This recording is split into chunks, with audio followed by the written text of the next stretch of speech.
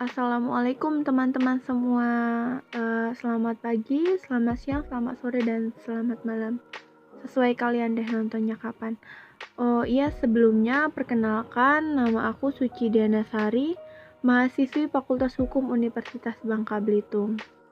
Jadi di sini Suci akan menjelaskan mengenai Undang-Undang Harmonisasi Peraturan Perpajakan, yaitu Undang-Undang Nomor 7 Tahun 2021, di mana RUU Harmonisasi Peraturan Perpajakan yang telah disahkan dalam rapat paripurna Dewan Perwakilan Rakyat atau DPR pada hari Kamis tanggal 7 Oktober 2021. Akhirnya ditandatangani oleh Presiden Joko Widodo. Resminya, pemerintah telah mengundangkan Undang-Undang Harmonisasi Peraturan Perpajakan pada 29 Oktober 2021 dengan nama resmi Undang-Undang Nomor 7 Tahun 2021 tentang Harmonisasi Peraturan Perpajakan.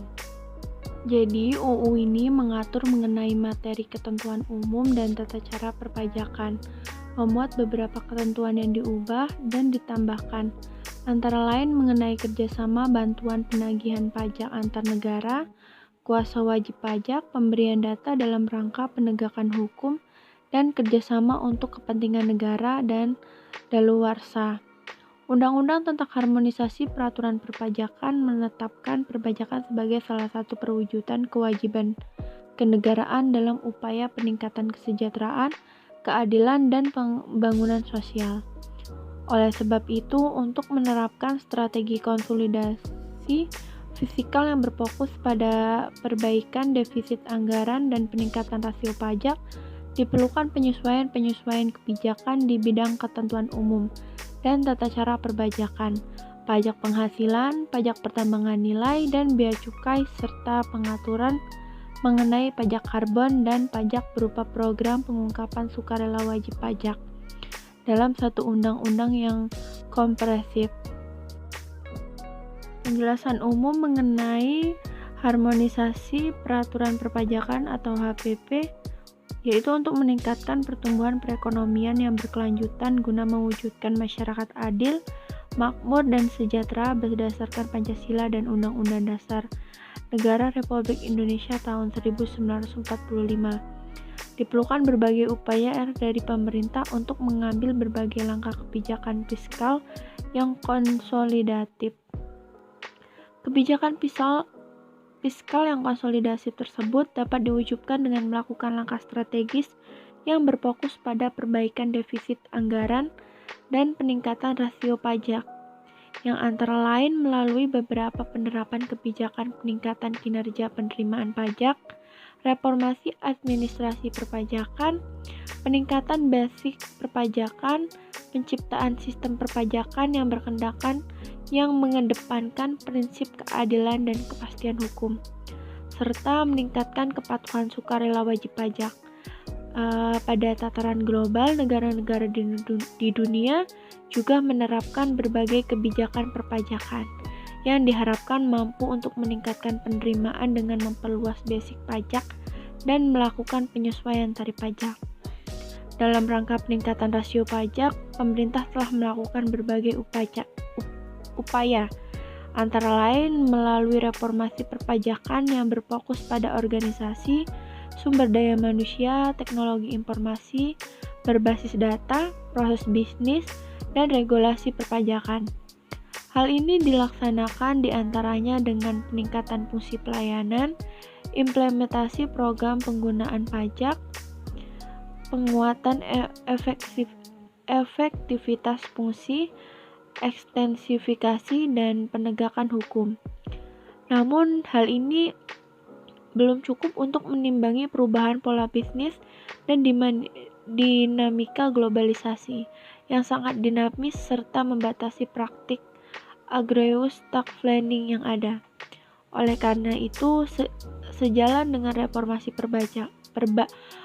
perpajakan serta bersenambungan khusus pada aspek regulasi dan proses bisnis, diperlukan penyesuaian pengaturan kebijakan berpajakan yang bersifat kompresif, konsolidatif, dan harmonis, sehingga perlu membentuk undang-undang tentang harmonisasi peraturan perpajakan. Penyesuaian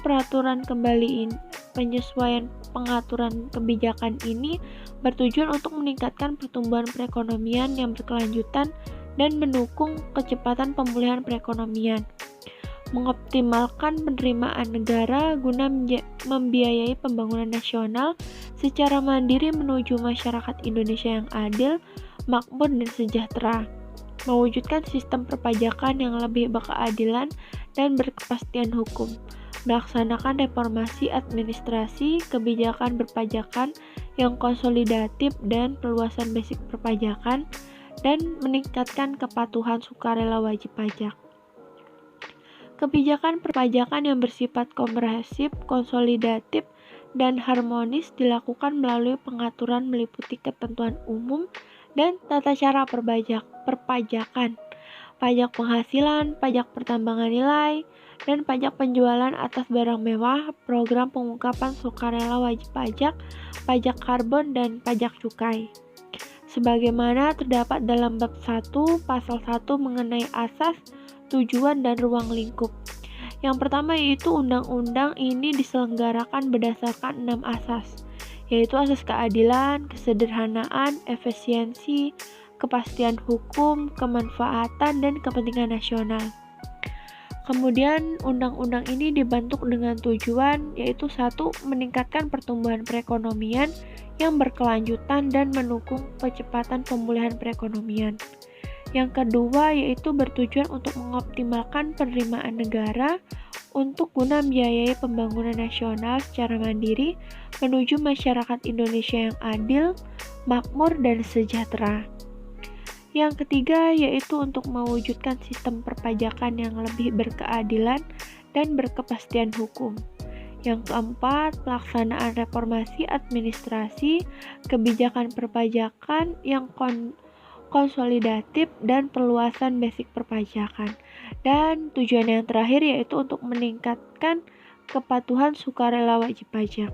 Nah, untuk mencapai tujuan sebagaimana sudah dijelaskan, undang-undang ini mengatur kebijakan strategis, di mana yaitu yang pertama perubahan Undang-Undang Nomor 6 Tahun 1983 tentang ketentuan umum dan tata cara perpajakan, sebagaimana telah beberapa kali diubah terakhir dengan Undang-Undang Nomor 16 Tahun 2009 tentang penetapan peraturan pemerintah pengganti Undang-Undang Nomor 5 Tahun 2008 tentang perubahan keempat atas Undang-Undang Nomor 6 Tahun 1983 tentang ketentuan umum dan tata cara perpajakan menjadi undang-undang.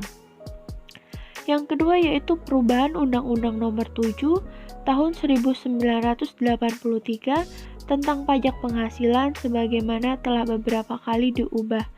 Terakhir dengan Undang-Undang Nomor 36 Tahun 2008 tentang perubahan keempat atas Undang-Undang Nomor 7 Tahun 1983 tentang pajak penghasilan. Yang ketiga yaitu perubahan Undang-Undang Nomor 8 Tahun 1983 tentang pajak pertambahan nilai barang dan jasa dan pajak penjualan atas barang mewah sebagaimana telah beberapa kali diubah terakhir dengan Undang-Undang Nomor 42 Tahun 2009 tentang perubahan ketiga asas Undang-Undang Nomor 8 Tahun 1983 tentang pajak pertambahan nilai barang dan jasa dan pajak penjualan atas barang mewah. Yang keempat yaitu mengatur mengenai program pengungkapan sukarela wajib pajak. Yang kelima mengatur mengenai pajak karbon, dan yang terakhir yaitu perubahan Undang-Undang Nomor 11 Tahun 1995 tentang cukai sebagaimana telah diubah dengan Undang-Undang Nomor 39 Tahun 2007 tentang perubahan atas Undang-Undang Nomor 11 Tahun 1995 tentang cukai. Mungkin itu saja yang dapat Suci paparkan. Terima kasih. Wassalamualaikum warahmatullahi wabarakatuh.